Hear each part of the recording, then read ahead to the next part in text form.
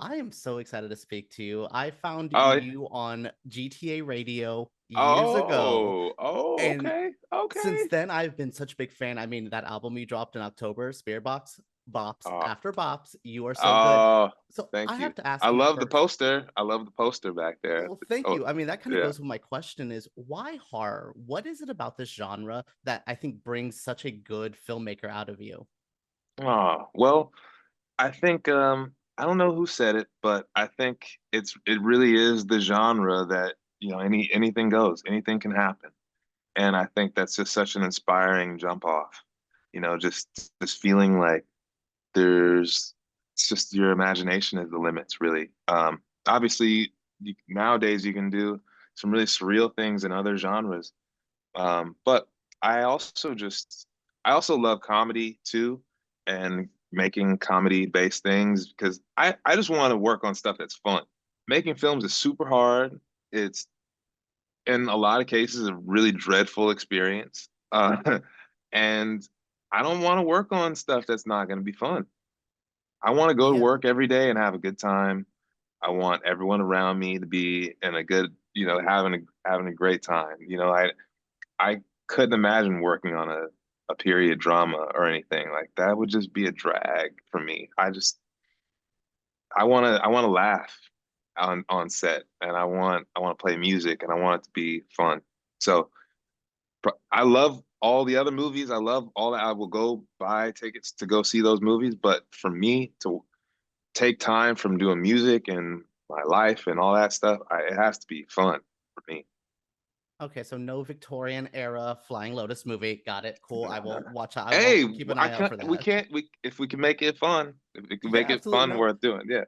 And I find you to be such a deeply referential artist. You're always pulling inspiration from somewhere. I mean, Twin Peaks just inspired you not too long ago. Still feels like it's inspiring you with how weird you're getting. Can you tell me something about Ash that I think your fans would be surprised that inspired it? Maybe a movie, a song. What was something that kind of pulled from this?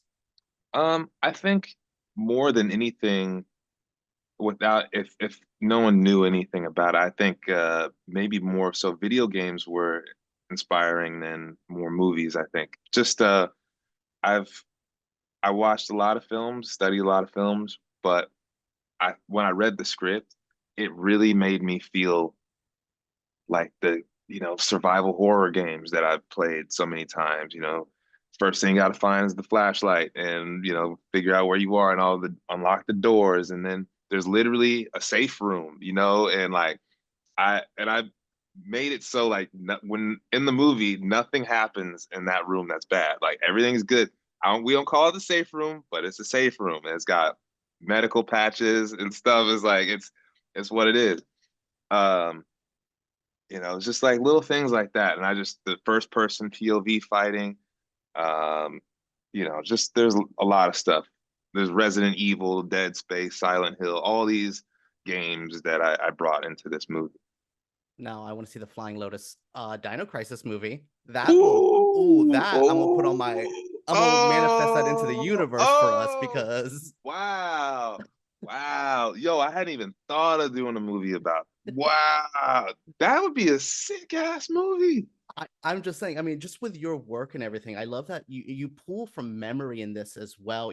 What attracted you to the script? If you can kind of tell me about something that pulled, because I love the memory aspect of this. Yeah, I think, well, first off, it was one of those scripts where I couldn't put it down when I got it because it was also written like a puzzle, the way it was presented. So it was really intriguing, and also just yeah, just the sci-fi universe, the world building. I was so curious as to, what we were doing, where we were going, and how we could pull this off.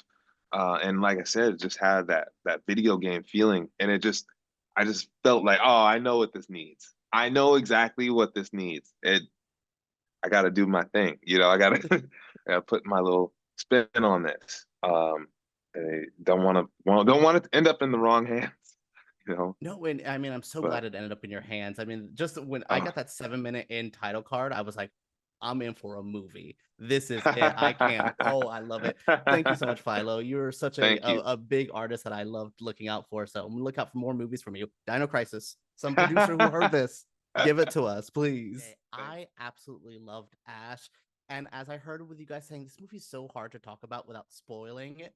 But Eiza, I have to say, your work in this is so great. I love seeing you play in a art house kind of experimental route. Tell me what that did for you as a performer. What's something you learned on the set about yourself as an actor?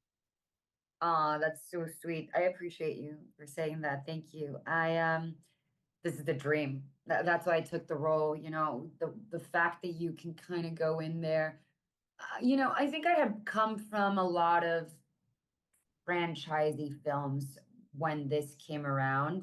And I was feeling really inspired. I had done my first movie with Guy Ritchie. I was in the middle of filming The Ministry of Ungentlemanly Warfare. I actually was filming it while I had my first Zoom with him. And I was feeling really inspired because Guy, even though does really big movies, he works like in an independent way.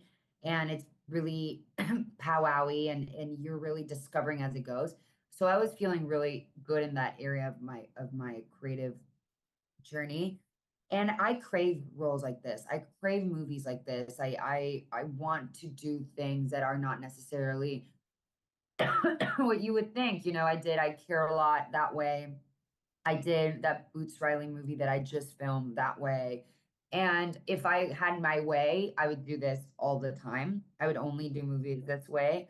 Because you're going to a set with a bunch of creative people that are just excited to make a creative movie. It's not like there's not like a, a barometer or a bar that we're trying to reach. It's just like, wow, what could be cool? And we're listening to music and Aaron's coming up with ideas and I'm coming up with ideas. And you're just like, oh my God, how fucking amazing if we did that. And that's the energy that is happening. And not that it doesn't happen in other sets, but it's different. It's a different type of project. You're in a world that you're having to fit into a certain box. And this was the opposite. So I would dream to have more roles like this. And I hope that this allows me in my future to be able to play more roles like that.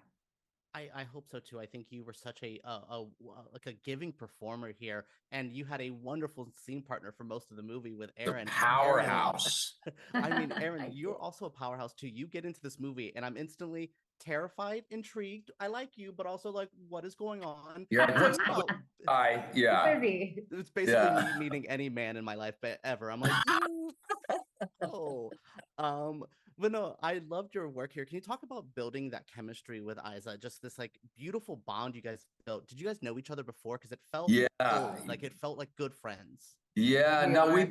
we've been dear friends for many years. I absolutely adore her as a human and just such a huge fan of her work, obviously. But the moment we started just talking about this project, I quickly got a glimpse into her process, and I was just so blown away. I mean, the reason why she's becoming just such a superstar is because she cares about every single beat in the process of making a movie. The prep, all of it, the clothing, the hair, everything, and then the character development, the scripts, the ideas that she has are just so thoughtful and passionate, and it's really inspiring. I love that I had the opportunity to work so closely to it. It's really a gift for me, as a friend and a fan of hers, to be able to witness it so closely. But yeah, she was amazing. Oh, I love hearing that. I love both of your work in this genre as well, getting to play with sci-fi, some horror. Eiza, can you tell me a little bit about horror and you? What attracts you to this? Because you play well here. We want you more. The horror community I wants you want to to keep stay being here. scary. I want to stay here. Keep me. I'm happy to stay with you guys. I love horror. When I think that I realized while I was watching Ash and afterwards that I actually I'm a huge horror fan, but I didn't consider myself a horror fan. It's just like a doormat horror fan. And I realized, oh my God, all I watch is horror. I love like the movies that I'll pay to go watch most of the time is like Yeah. horror or sci-fi. And so I noticed as well that it's my first horror movie. Like I'd done From Dusk Till Dawn, but I wasn't really doing it's a different type of horror. This was like streamlined horror and I love it. I really just my God, if I could do more horror, I'm looking for horror right now. I'm looking for like, I really want to do a rom-com because I think people don't think that I have a personality. They're like, wait, she has a personality? She can be funny? Oh wow. Like, Who would so I'm ever trying think to that? like, Do a rom-com horror. I would love a rom-com horror. By the way, I mean, I Aaron, want to write shout it. out Start an doing it. actress, We need Melissa this. Barrera. She did Your Monster, which I thought was Mhm. great because it was like a rom-com horror. And I was like, this is Okay. great. It was an amazing movie. She was great in it too. I love it. So I would love to do more. If you have any ideas, you want to pitch me, I'm jobless. I'm for hire. No, it is great. I mean, I've been watching Aaron since I first saw him in a horror film, Last House on the Left, years ago. Yeah. So I've been a fan. I actually first saw you on Birds of Prey, 2002. That's Oh, I'm wow. an That's a OG fan of Aaron Paul. throwback. I know you probably haven't Wow. thought Birds about that. of Prey. That's one of my first gigs ever. Yeah, Wow. Oh my you were a God. creepy guy on a bus. I remember you from way Yeah. back then. Yep. Yeah. No, Creepy no, thank you guys so much for bus. speaking with me. You are well, I can't believe I brought you back there. Thank you. No, I thank you guys so I much for will be speaking with watching me. Creepy Guy on the Bus tonight. I will be watching that. Oh my goodness. That's so funny. Thank you guys though so Well, much. such a Thank Have a good you. pleasure. Have a day. wonderful night. Thank you. Thank you.